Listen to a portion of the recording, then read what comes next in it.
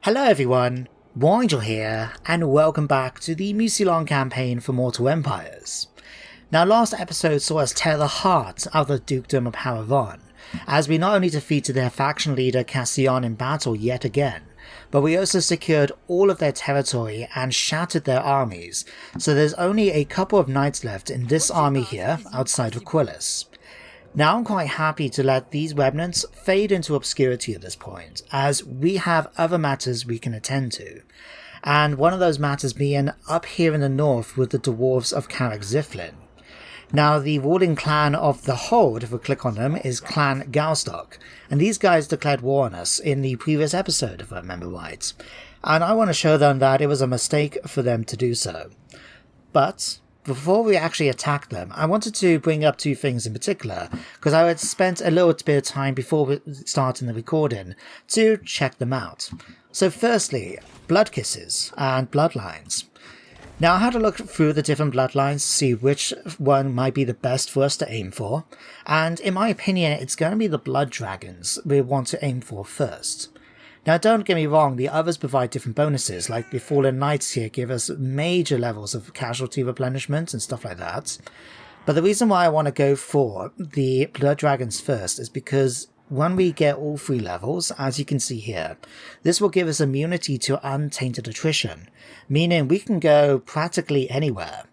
Now, we will still take attrition from swamps and mountains and stuff like that, but we don't have to worry then about taking attrition by just marching into another settlement, and we can fight the same then as every other army. So I definitely think it's in our best interest to try and get this tier first, and then we can focus on the other ones. Plus we get a couple of bonuses with stuff like our cavalry units here. The next level will allow us to continually get experience for all of our armies. So let's awaken our first Blood Dragon. The second thing I wanted to bring up was matters of economy.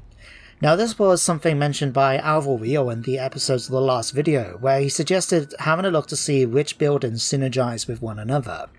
And so I took a minute or two to have a look through some of the settlement buildings, and I saw that our economy is very similar to Bretonnians, which makes sense given that we are a undead vampire in Bretonnia.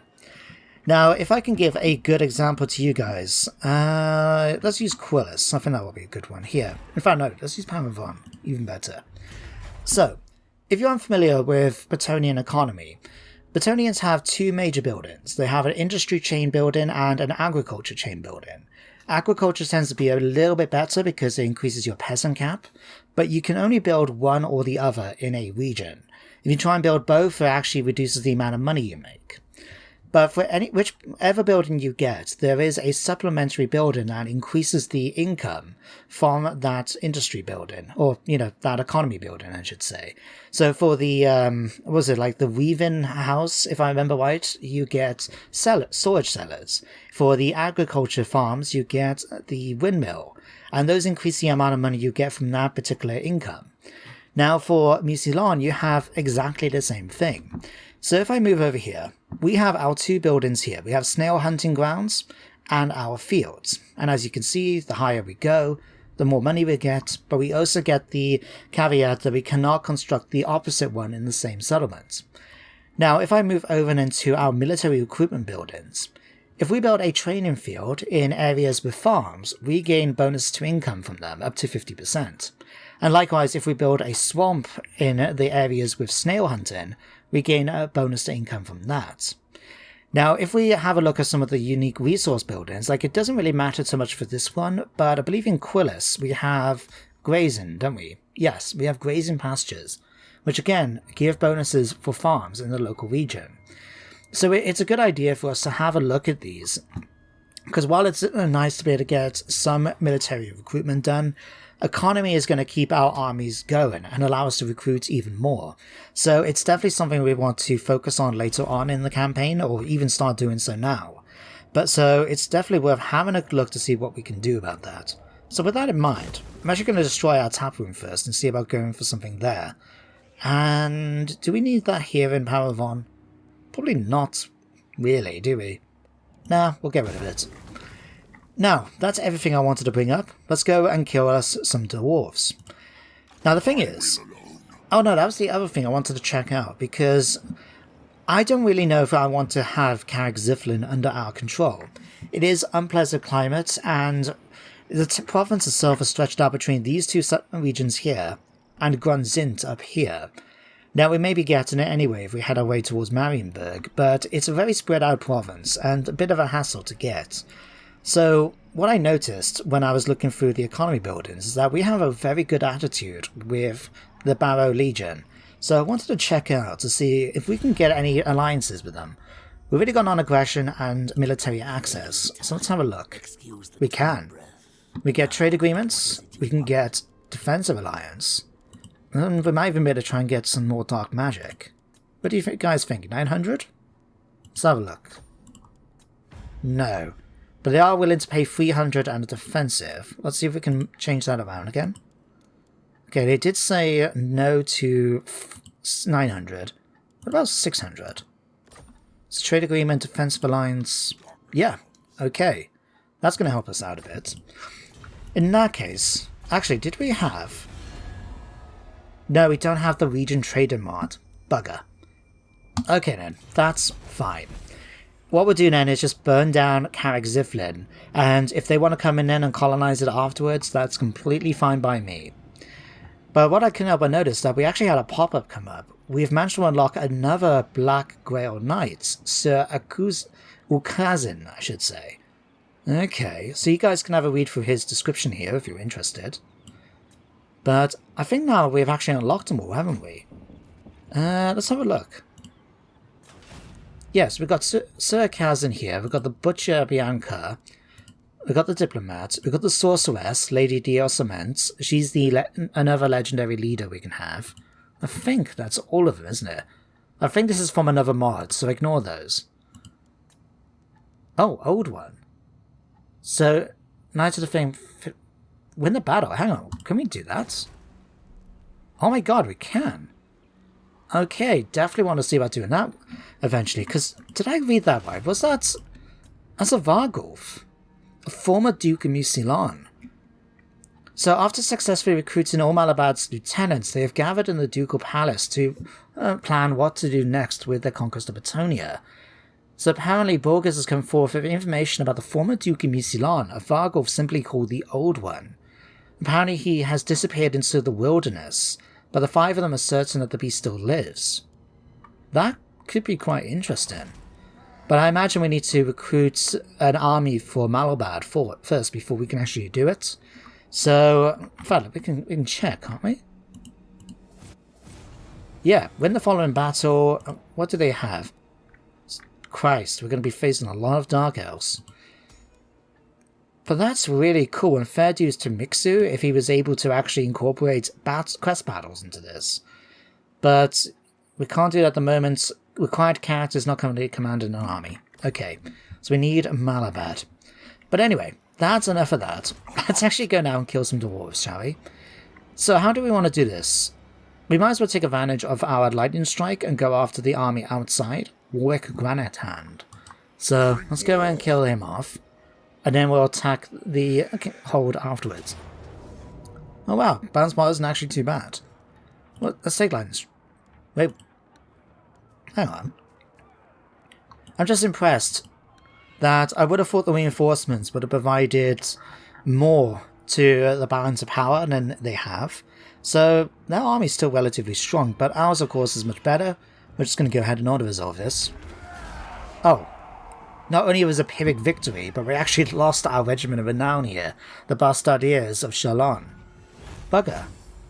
Wow, we lost a ton of troops in that battle. Okay, we may have to be a little careful then. Only 2%. Sure, we'll do that.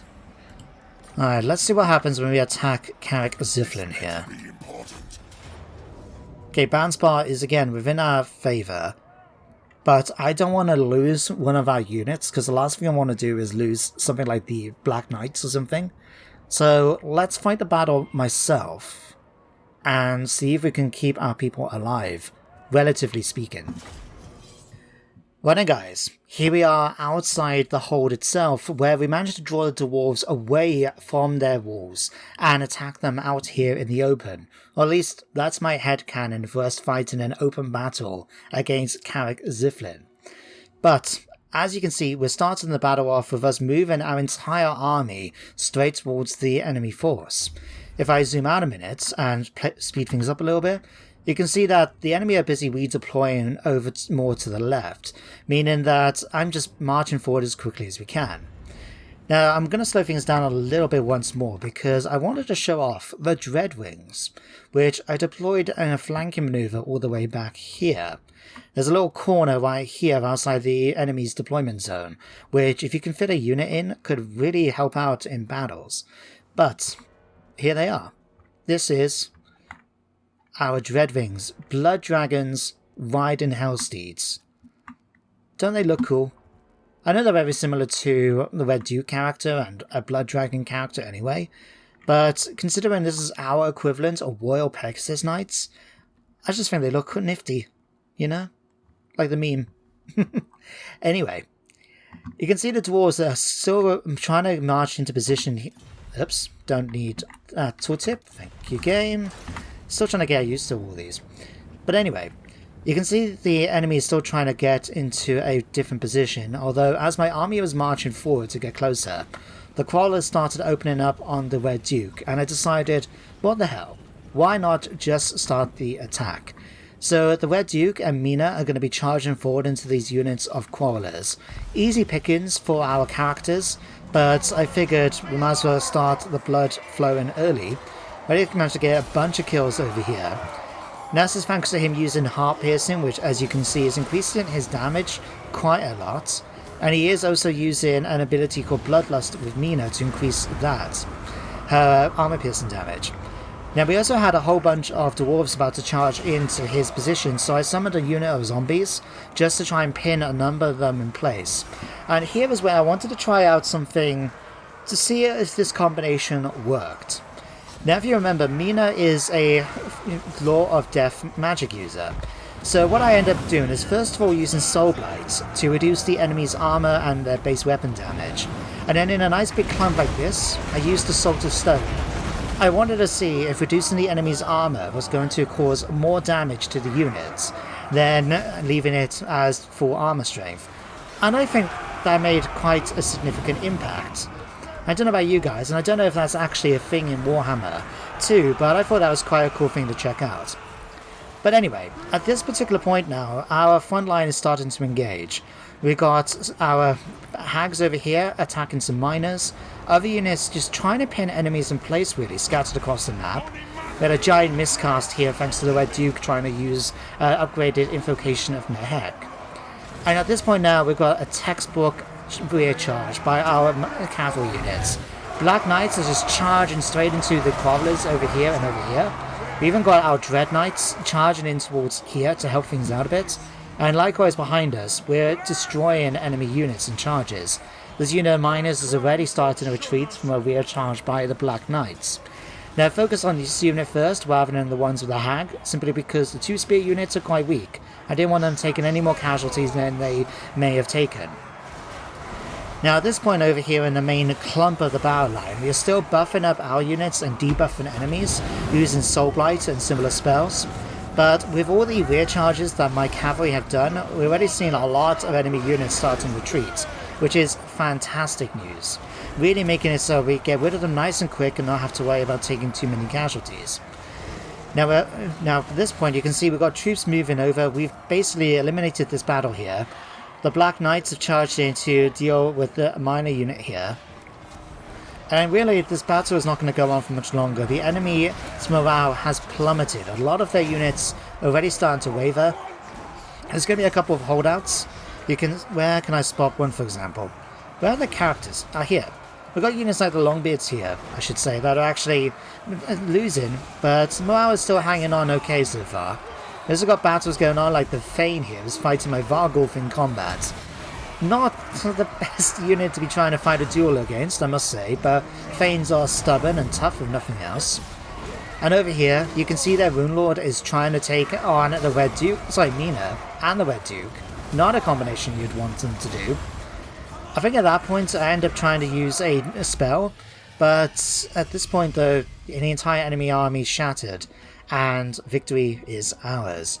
You can see all the bodies on the floor left by the dwarves.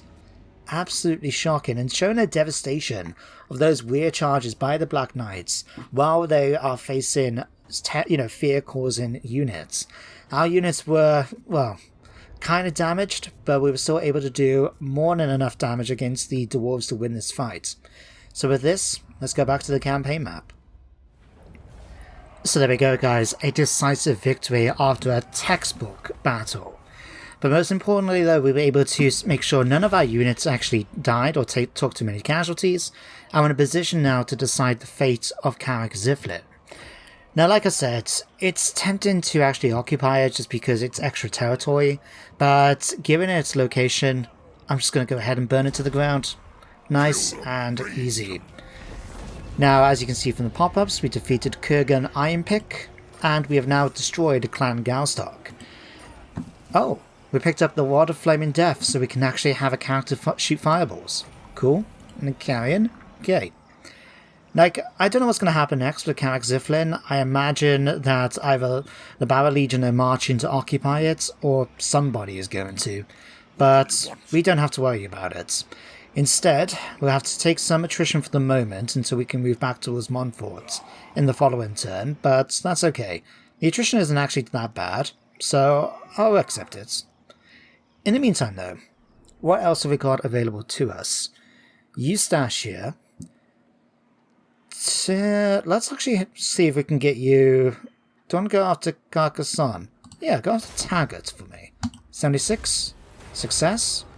We just want to increase our blood kisses, and going after heroes is a very good way of doing that. You can stay there for the moment, Cassine. In fact, let me have a quick look at your skills. So you have the Diplomat. You gain a passive ability Master of the Dead, which Necromancers get. And you've got plus 10 Diplomatic, okay. So what do we get? 15% physical resistance to nearby lords or heroes, that's pretty good. You can summon in a White King. That would be a useful one to get in the future. Okay. I have to admit, none of these particularly jump out at me, but they will have their uses in battles, and definitely on the campaign map as well, especially ones like this one. An extra 10% bonus, and having an extra income as well. Yeah, I think that will work out quite nicely. We'll keep you here for the moment until we start recruiting our second army. In the meantime, though, let's have a look at what else we have available. Bulgars. Let's actually have you see if you can go after Nathan here. Let's eliminate another Paravon hero. Critical success. Fantastic news indeed. So you've got to level up. What else is there left to do? I think that is everybody. Aiden, though. Aiden, I'm going to have you...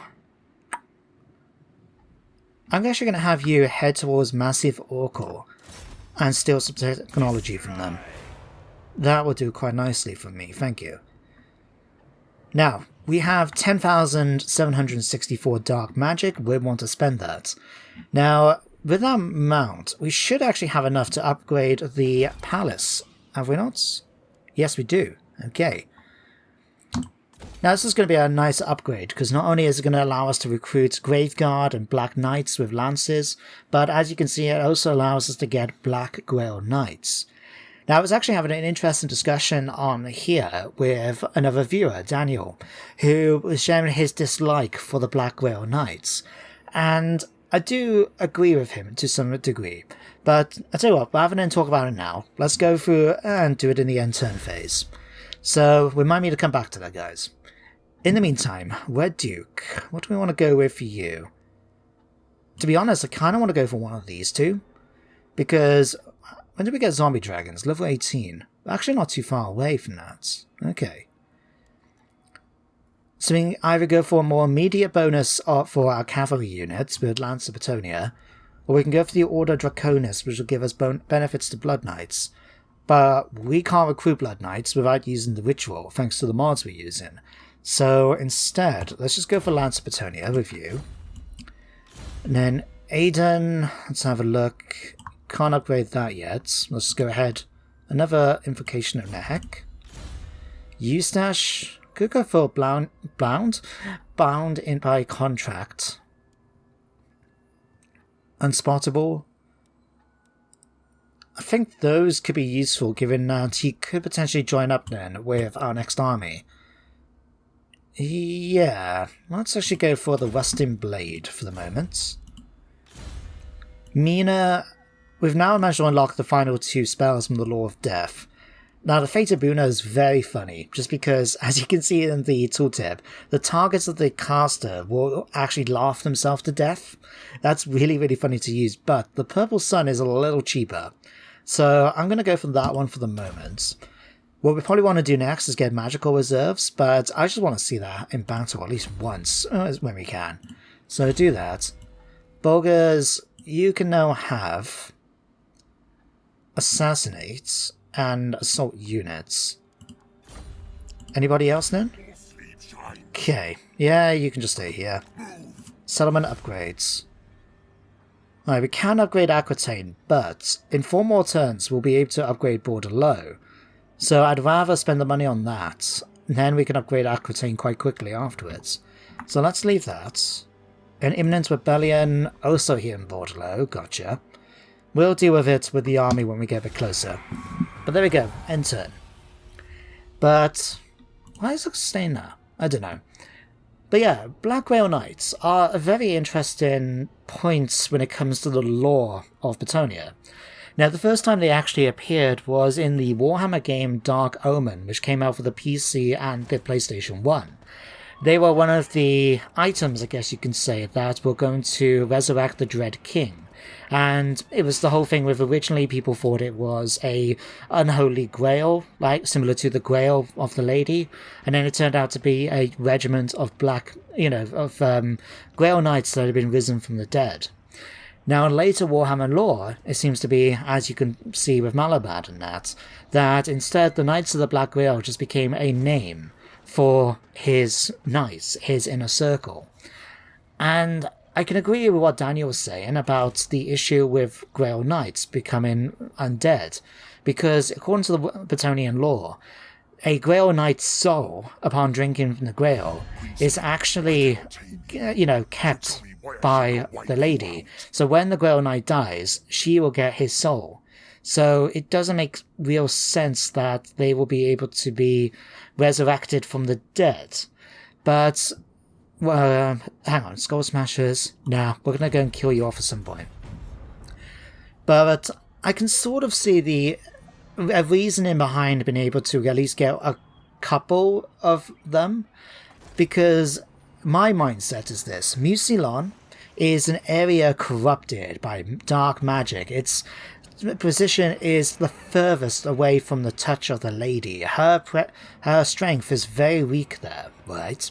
So a necromancer of significant power, I can sort of in my head canon could have enough strength to resurrect a handful of Grail Knights as Black Grail. But I do agree with Daniel. I much prefer the proper lore for it, where it's just a nickname for those of Malabad's inner circle. But yeah, just wanted to bring up a bit about Black Grail Knights. And it would be interesting at least to see what they look like on the battlefield when we can recruit them. But we'll get to that at some point. Now, as you can see, we've got a rebellion at Bordeaux. Looks like they've actually risen up, trying to restore Bordeaux. Fair enough. What other pop-ups we got? We gain City of the Damned, so all peasant units, our men-at-arms, have extra leadership. Cool. Christ, a lot of pop-ups there. What are we actually researching, by the way? I can't remember. So we finished that one. We're doing economic investments for extra growth and income. And then we're going for obedient servants. Oh yeah, for the penalty to go down. Right, gotcha. Okay, I'm quite happy to let that continue.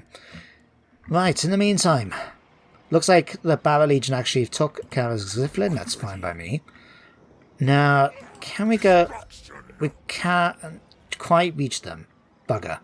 Tell you what, come back in here then. We'll let the Red Duke get full replenishment. He was just out of range from there. But this should allow us, though, to get our bastards back. Here we go. Right, there we go. We're going to be back up to full strength in the following turn. Excellent. Eden, you can now go on your mission to steal their technology. Okay, you stash. Let's actually move you up towards Mousillon. Okay, Cassin can stay there. Borgers... I'm going to have to make a decision which one of the agents I want to have actually join Malabad's army. For the moment, though, let's actually get you moving towards Orkul. Nah, actually, you don't really... I'll keep you down near Carcassonne. We can at least keep an eye on what the Fey Enchantress is up to. You've only moved, everybody else has moved. Okay. Now we've got 5,500, so we should have enough now to actually get our hands, on our agent's armory. So let's go and grab that straight away. And then I think really we're going to save the rest of our money for a few turns. Like I said, I do want to get my hands on a second army. And we're not going to be able to do that if I keep spending our dark magic. So let's just skip forward a turn now. And deal with that incursion army later. Okay then guys, let's go and deal with this rebellion. So if we grab the Red Duke, we can march straight towards Gottfried Regak. Okay, goodbye. That was nice and easy, wasn't it? I really don't know which one of these to go for. Might as well get a few more bits of dark magic, I guess. Wait, did he just run off? I thought we just eliminated his entire army. Oh well, go and kill off even more. Oh, no, just got some wolves that managed to get away. Goodbye. There we go. Murder the captives this time. Picked up Abductor. Now that's going to be useful, just the reduction for upkeep. Alright, let's get through the rest of that. Alright, what are you? Warherd Rebels? I'd rather see if we can deal with these guys. So you go and do that. You're going to retreat. That's okay. Like, I'm not that interested in chasing them down as long as we were able to kill them off. Right. Paravon. Can you deal with these? Oh yeah, definitely. Goodbye. And with that, Paravon now should be eliminated as a faction. It is. Cool. Alright, get through all of this.